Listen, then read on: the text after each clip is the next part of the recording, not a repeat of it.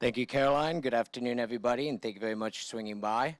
I will try to keep this right on time. The room's a little bit hotter than I thought. I'm glad I did not wear my jacket. Jumping right into it, ladies and gentlemen, as Caroline mentioned, I've been fortunate enough to spend the last 7 years working in tech recruitment. Over that time, I've seen the transition of companies taking their software and applications from on-prem to the cloud. Over the last year specifically, I've really had a laser focus on AWS with a number of my teams here on the West Coast and East Coast.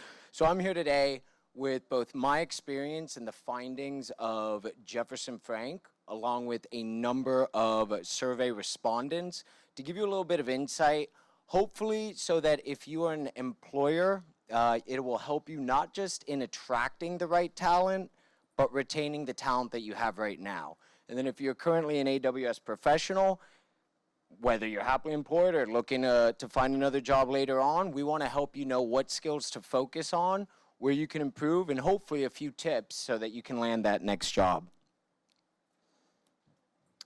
Wonderful. So Jefferson Frank is a niche recruitment company. What separates us from a lot of the other recruitment agencies out there, most being generalists, is that we love core AWS products. Yes, we're still big fans of Chef, Kubernetes, Docker, Spark, Scala. They're all relevant, so of course we love them. But what really gets me out of bed is AWS core products. I jump out of bed, I'm thinking about Redshift and CloudFormation. Okay, so that's helped separate us.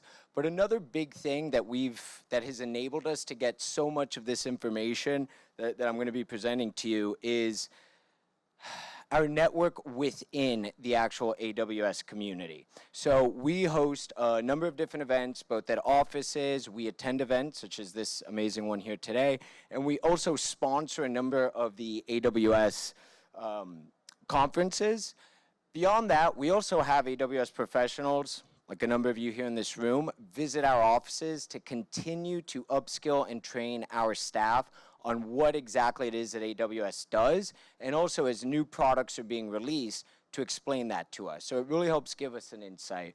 And then lastly, all of that, along with a few of our marketing things, like our salary survey, which I'll be touching on here shortly, it's really positioned us to be the go-to AWS recruitment company. We've got the best jobs and the widest talent pool. So again, because people have been so responsive to our surveys and are so willing to take our calls and just really open up and give us feedback, we can actually put these things together, which hopefully will add a lot of value to not just your careers, but your current companies. So another quick little tidbit on us. So just to give you an idea of how much the AWS community and products are quite literally just exploding and taking everything over. We as a company, Jefferson Frank is one of 8 brands. As an entire company, all 8 brands, we have 20 global offices, 1,700 technical recruiters. Of all of those, we are servicing AWS out of 14 of 20 offices, and we have over 300 recruiters working on it, 170 in the US alone. Now, we work with candidates of all skill sets, whether it's entry level, junior, internship, or the C-suite. It doesn't matter, we will work with them. And our average finding, the average AWS professional has 3 years working with it. Now again, AWS has been around for quite a while, but the core people, the buzz that's really picked up has been in recent years. So the average person has 3 years of hands-on core AWS experience, but roughly 10 to 15 years of experience in tech. So what does that mean? A lot of people are starting to cross-train into it. They realize the momentum has shifted from on-prem, and they're big fans of the flexibility and the options that the cloud enables them to have. Ultimately, what we really want is happy customers.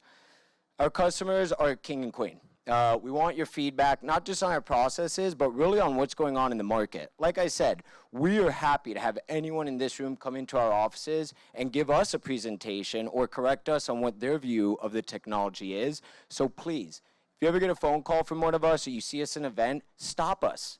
Let us know what you feel about the newest products, the newest services that have come out, because we will then start a conversation and a dialogue around that, and that's how we can get some change going. But more than that, we can actually educate and hopefully usher in change. Now, our salary survey, Jefferson Frank officially launched 2 years ago. We've really been doing AWS recruitment for about 3.5 years. In the last 2 years, this past year, we actually released our 3rd annual salary survey, and the 4th is coming out shortly in December. It will be released at reInvent in Vegas. If anyone is there, I'll be there. Please stop me, give me feedback. I'd love to meet you.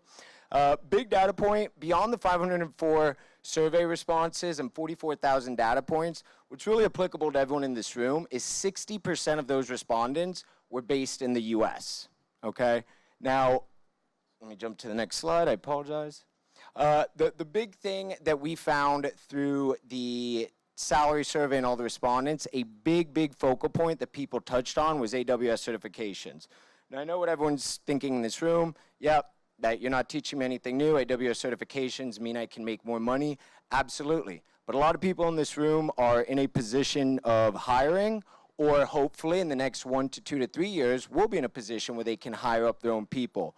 So an AWS certification, whether you're using one of the many platforms out there to learn, train, and study, it's not that expensive. The tests themselves are not that expensive. I think the biggest commitment is the amount of time that has to go into it.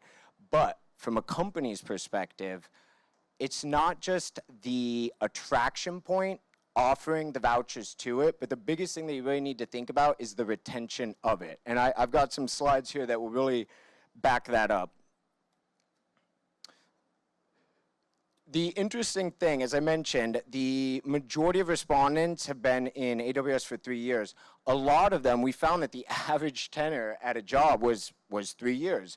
Coincidentally, over half of the respondents did not hold a single AWS certification before joining their employer, and now at this point, 2/3 of them do have it. And one big thing, actually, that I want to touch on the last slide, I apologize. The biggest thing that we realized is obviously AWS has its core products, but 60% of respondents said that they're working with third-party tools. And the biggest thing that came from that was how many people are now seeing a value, including the hiring managers, in having them certified in other languages such as Java and PHP. And respondents actually said that the 3 biggest coding languages that they worked with in this order were Python, Java, and JavaScript. So to any programmers in the room, that's what companies are looking to bring on.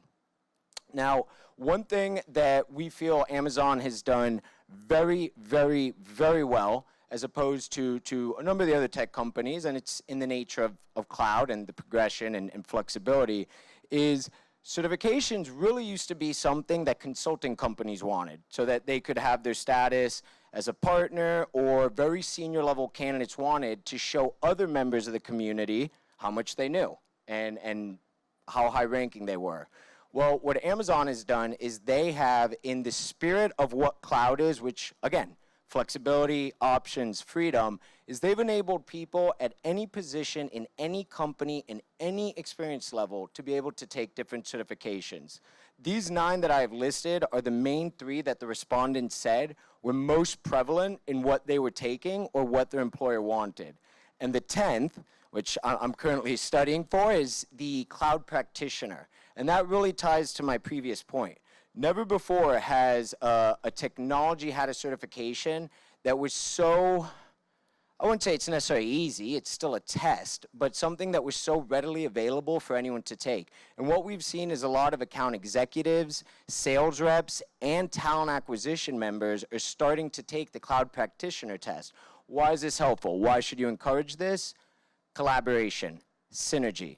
If you're a hiring manager, as I'm sure many of you in this room are, you probably get frustrated sometimes when either a recruitment agency or your own talent internally doesn't understand what it is that you're looking for and what the tech can do. Same happens with sales reps. Some of the solutions architects, when they're going on demos, they get frustrated at that. So the best thing you could do is encourage them to take it, because you're going to start talking the same language. And again, it will create collaboration within the company. And when companies have collaboration, to our finding, it really helps with retention, and people do not look to move elsewhere. This is a pretty straightforward slide. 22% of respondents said they got an immediate raise after passing the certification.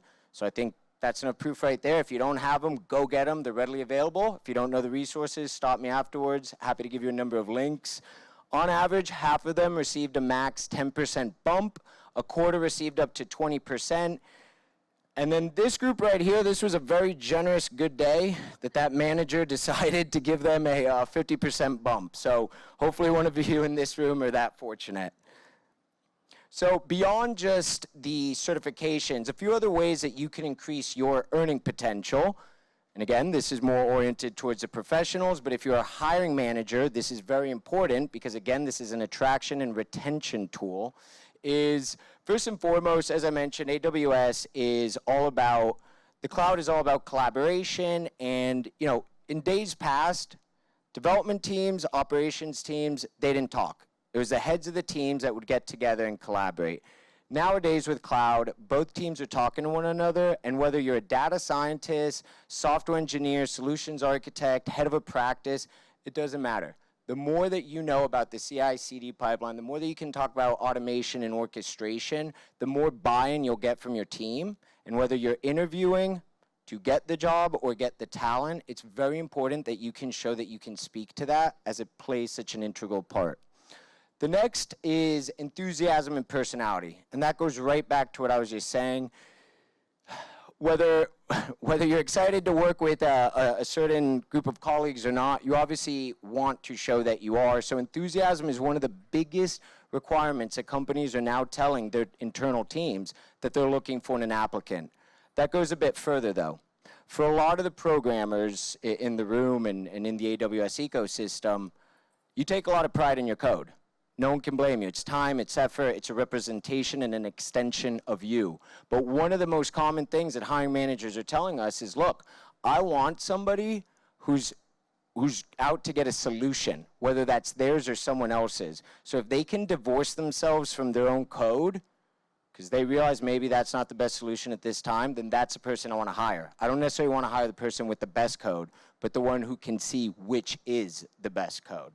Okay, so again, enthusiasm and personality. One of the biggest things, though, the boom that we've seen within the AWS market, we cannot keep up, and by we, I mean the entire market, having enough AWS experienced professionals who also have managerial experience.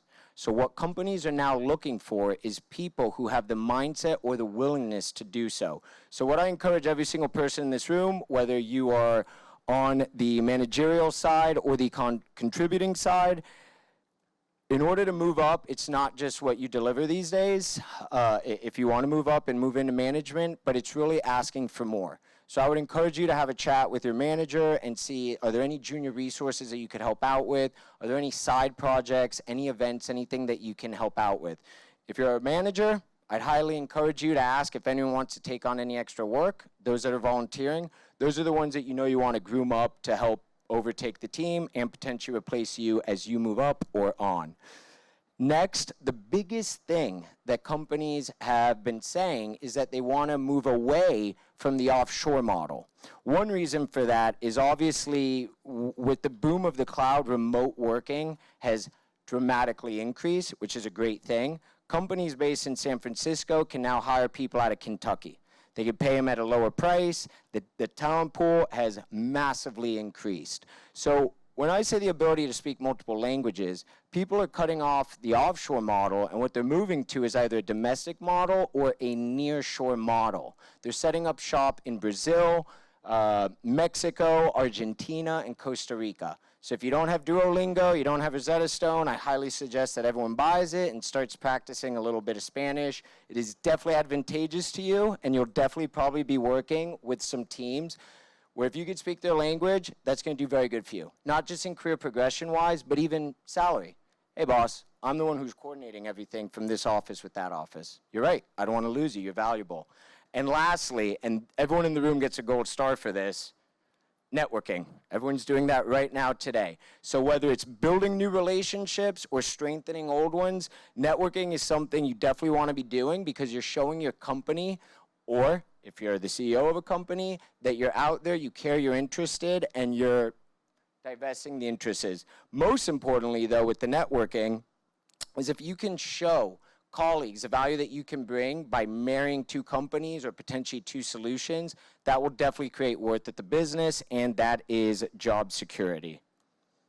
Now, attraction and retention in the AWS market, I'm going to throw a pretty funny stat at you. So 81% of respondents said that they felt valued at work, and that also includes the bosses. 19% did not feel valued. Now, the funny stat is 28% of those same respondents still said that they were going to leave the company in the next 12 months. Why is that? If they're valued, why would they leave? Well, unfortunately, there is a difference between valued, happiness, and life throwing a curveball at you.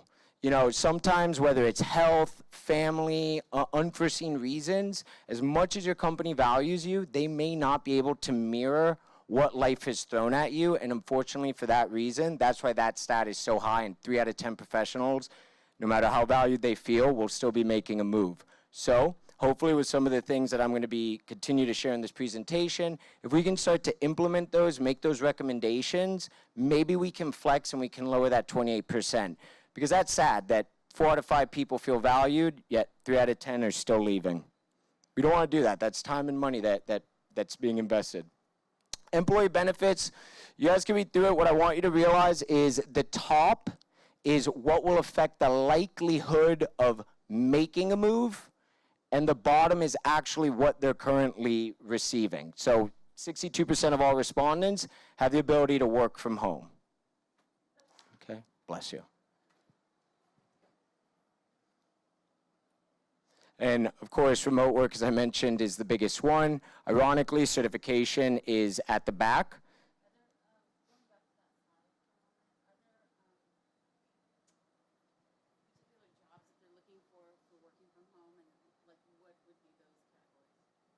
What do you mean by that?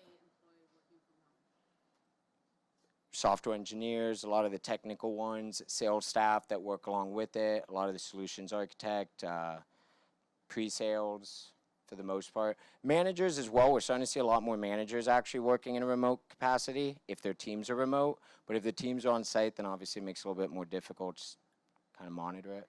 But for the most part, it's the hands-on ones. Managerial are still, for the most part, in the office. Yeah. Yeah, these are respondents.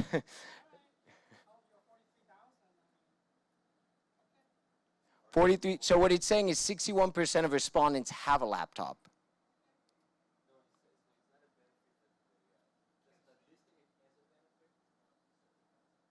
I'm sorry?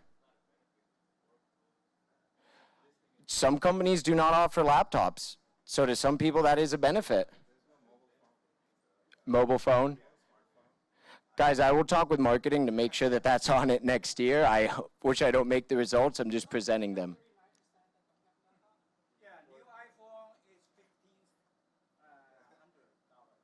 I'll be sure to tell every company that employed our respondents, I'm going to personally reach out to on Monday and let them know that they should buy them cell phones, and 39% of people, we'll remove that from next year then. But like I said, thank you, that's feedback, and we value that, so thank you. So attraction continued on the remote. I'll fly through this one. Right now, the average American, regardless of industry, 3 out of 10 Americans are working remotely. Within the respondents, the average person is working 2 days from home, average respondents. Now, 2 big things out here that good to look at is by 2020, any organization right now that moves to a choose-your-own-work style will retain 10% of staff. So if you have a 25-person engineering team, I mean, you just retained 3 people. Purely for offering that flexibility. People can do more work, they're happier with work, they're happier with their colleagues. And by 2021, this is a big one, especially for companies who, you know, a lot of the startups, especially in San Francisco, which is a big startup market, a very mature startup market actually, a lot of people who can't receive investment early on, who are bootstrapping their own companies, that's a big thing to take note of. If you can increase headcount by 40% by offering remote, that means less money that you have to spend on square footage and more money that you can spend on laptops and cell phones for all of your staff. Considerations to improve employee retention. A lot of these I would lump together. I think that career progression, for the obvious reasons, a lot of times goes hand in hand with salary increase. The biggest one, honestly, that we hear on the phone, aside from these numbers, is especially with the amount of open source and third-party tools in the AWS ecosystem, people want a lot more freedom to pick what tools, what programming languages they can work with. So to me, that was honestly 3 and 4 are the ones that resonate the most, and the ones that we do here at conferences and on the phone. Next, a big thing right now, and I'll go to a slide in just a moment and explain a little bit more, but the contract work right now in the cloud market, where a lot of companies are in the maturity of their migration or implementation, contractors, for the most part, are going to be coming in more so near the release phase or the sell phase. So right now, if you are looking to bring in some of these career contractors, this is a great time to strike, because 9 out of 10 are saying that they would make a move. However, please realize that career contractors, I'm sure there's some in the room, they're working 3, 6, 9-month projects. What they're looking for is exciting challenges. That's what gets them out of bed. They want a difficult challenge that they can solve quickly and then move on to the next. So my only advice to anyone who may know a career contractor that they want to bring on board, or you have a friend that you want to recommend, make sure that the workload is heavy. If it isn't a heavy workload, they're not going to stay long term, and you don't want a hire that's going to be leaving shortly. So spotlight on San Francisco. Obviously, everyone in the room here, I'm assuming the vast majority live here in San Francisco. As I mentioned, San Francisco is a very mature startup market. And from our data and also from all the job boards across the US, San Francisco is actually the #2 data science market, right behind Boston, which is very good. However, it poses a challenge when hiring talent. San Francisco is a very, very big data science market in regards to talent. However, a lot of that data science talent is not relevant to AWS products. So where companies are running into a challenge is finding out how they can leverage that knowledge to AWS or get somebody with that high data experience on a lower salary, because they're trying to tell them that they can't justify it due to their lack of AWS experience. And the second thing beyond that is, sorry, I just blanked. So the first thing is I literally blanked. I'm skipping. I'll come back to it. I apologize. I'm trying to remember all the stats and percents. The cloud maturity curve, what I had mentioned earlier, and in regards to San Francisco and contractors, where we typically see, and again, we can actually usually tell where a company is at in regards to their migration based off who they're hiring, what they're hiring, and in what volume. So typically, as I mentioned before, when companies are getting to that data DevOps hiring curve where they're bringing in lots and lots of DevOps engineers or building out the team and the data science team, that's typically where they're at the release phase, or they're starting, for a lot of the SaaS companies, to sell it. And they want to bring it in either for their end clients or internally. And then what we see as it starts to mature is where you'll start to bring in a lot of those infrastructure people and the platform people to maintain the applications and the software. And then contractors will usually come in right around the growth point and at the decline. We don't really find that a lot of contractors are joining companies or being sought out before then.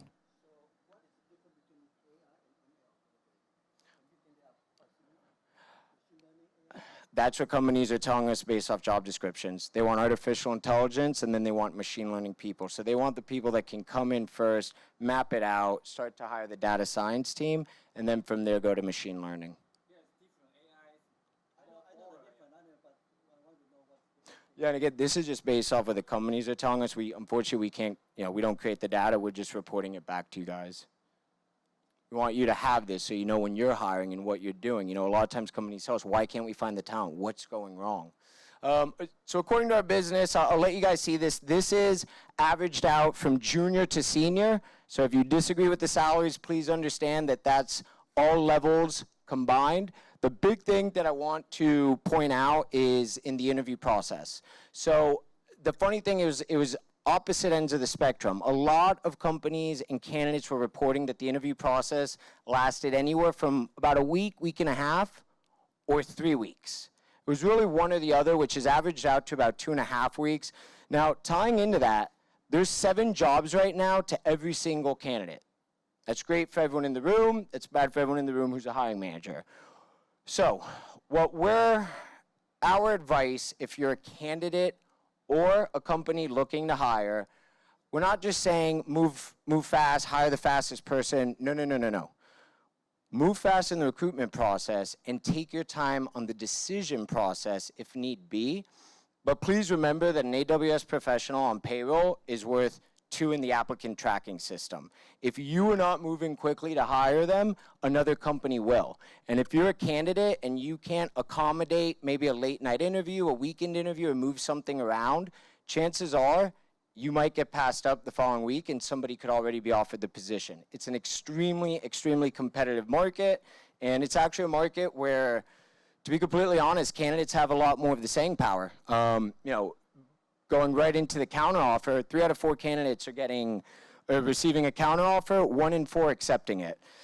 In regards to counteroffer, what we advise to both ends is have an open and honest dialogue before you're looking for a replacement or before you're looking for your next position. Why? If the person is solely looking to receive more money and that's all it's going to take, a lot of companies are beginning to realize, okay, I would rather pay the person that I have doing a good job than start all over again. I can justify that. I can swallow it. Great, because that's going to be an employee that stays. You're going to want to grow with that company. However, if it's other things, they don't like leadership, the vision, the tooling, they don't have the freedom, they don't have some of the perks, and you just throw cash at them, you're wasting your time, they're wasting their time. You might as well move on and hire someone else because it is a matter of time before they leave. The underlying reasons have not gone away. Throwing more money at it will only last so long, and to be completely honest, in a candidate dry market, another company can come along a month later and offer them even more, and they'll be right out the door. So that's just our advice. Have an open dialogue around what it is that they want changed. Can't do it, go separate ways. Real quick, as I mentioned, big data science market here in San Francisco. You're probably curious, well, if it's so big, why is it only 12%? Compared to the rest of the country, most of those percents are between 4 and 7%. So San Francisco actually has double to triple the amount of data roles posted as opposed to other cities throughout the US. And as I mentioned, a big compliment to San Francisco, honestly pioneering the tech scene, especially with AWS. IaaS and PaaS, right where we mentioned, 76%. So that means it's a very, very mature market. Great job.